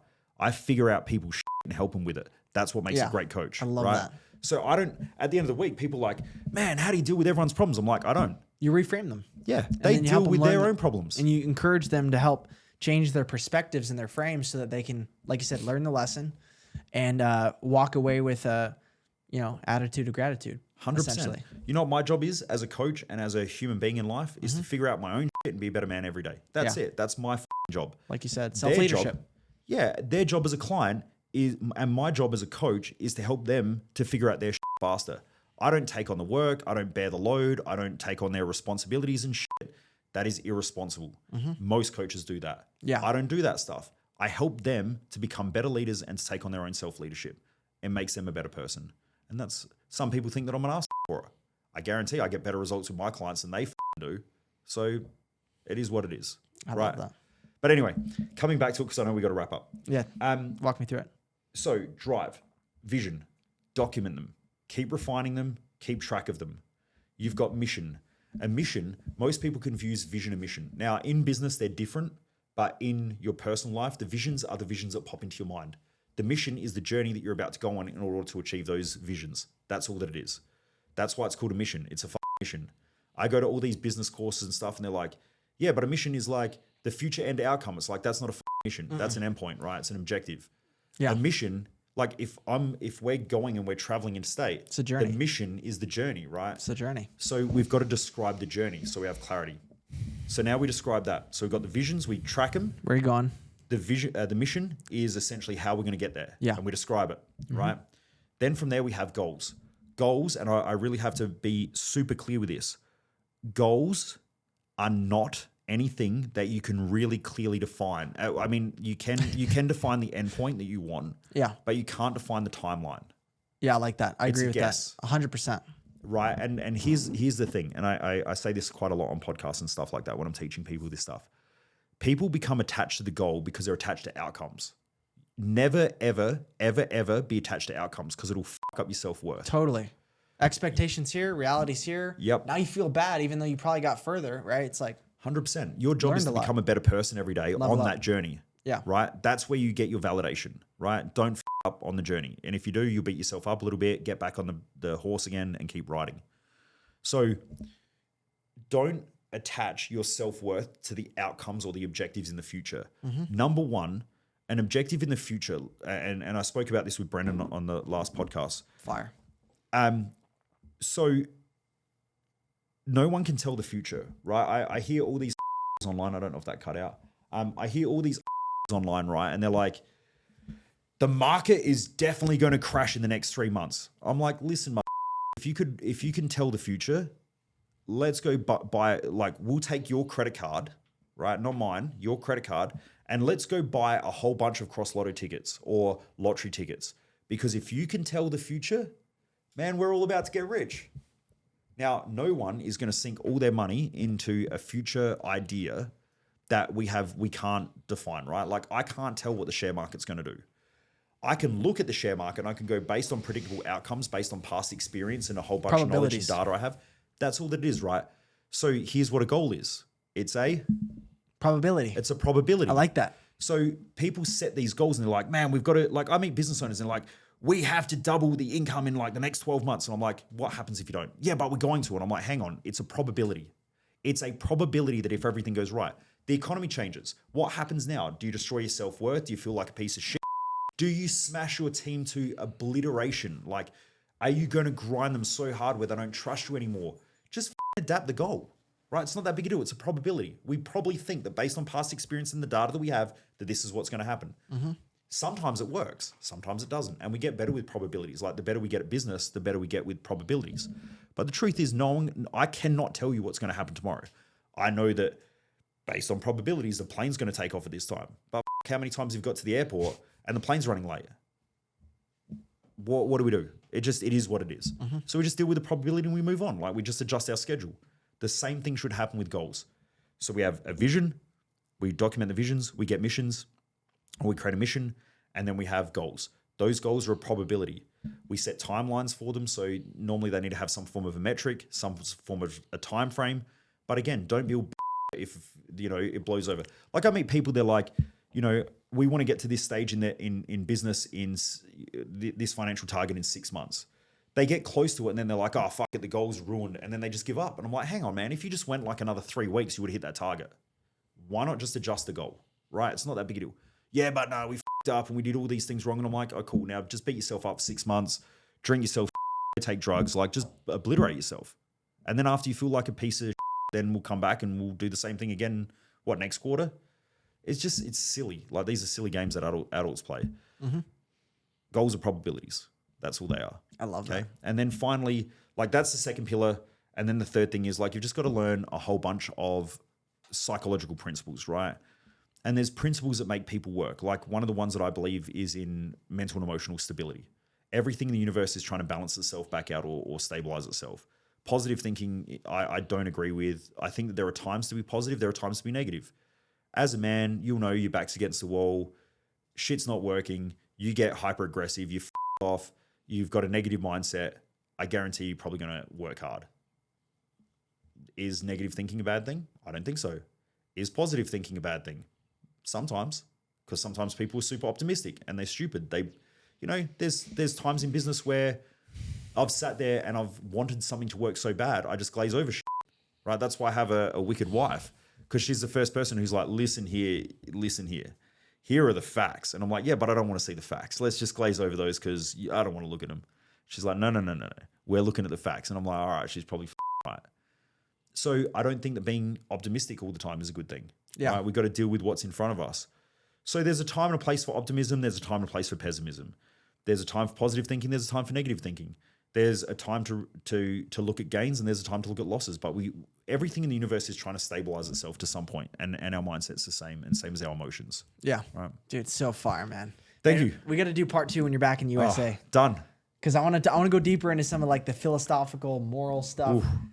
Because we didn't get there, but we're gonna talk at dinner and it'll be fun. I'd love it. Man, love to. Fire, guys! Listen, comment down below. I love takeaways. I'm a big takeaway guy. Yep. Everyone who watches this podcast, drop your number one takeaway that you're gonna take away and apply. And I'm blown away. Awesome. I like guys that can talk fast and think quick. I'm the same way. I'm just trying to get through it because I know my wife's getting hungry. She's getting angry, and she's gonna fuck me up at some point. So she's just gonna run across this desk and just spear tackle me. Yeah. Yeah. Well. First off, yeah, I think that your 3 pillars are very well thought out. I mean, this is decades of human performance research, and so I appreciate you coming and sharing what's on your heart, what you're passionate about. I can tell you poured your heart and soul into it. Thank you. And I know that a lot of guys watching this, because most of my audience is usually under 30 men and women that are looking to level up and go to the next level, looking to bridge the gap. Awesome. So you guys better be out there grinding hard and working hard. I want to see you guys outworking me. So where can these guys plug in and get more Mojo? Awesome. So website is michaelmojo.com. If you go to Instagram, unless it gets shut down, it's michaelmojo_success. And then if you just look up like on YouTube and stuff like that, it's normally just Michael Mojo. If you Google it or whatever, it'll come up. Yep. Amazing, man. Just scroll through the threats and the hate mail and all that stuff. And I'll be in there somewhere. I'm just kidding. I don't get too much in the moment, but it's probably because I'm not trying hard enough. I love it, man. Yeah. Cool. Thank you. Thanks for having me. Hey, thanks for coming Yeah. on, Michael. Cheers. Thank you. Cheers. All right, guys. Well, listen, I know that you enjoyed the podcast. Listen, I bring this entire show to you. We've got camera crew, we've got editing, there's costs involved, and I bring it to you completely free of charge, except I want you to share with one person that you can talk about the concepts, right? Because I think life's all about sharing the experiences and things that we go through. So share with someone that you can have a really good conversation about some of the things here and how you can apply it. Okay. And if it's your first time coming across the channel, I would love for you to subscribe, turn on that notification bell so you never miss an episode of Bridging the Gap. I am Bridger Rogers, your host. This is Bridging the Gap, and we'll see you guys next time. Awesome. Thank Fire, you, my bro. man. Thank you. Thank you. Great show.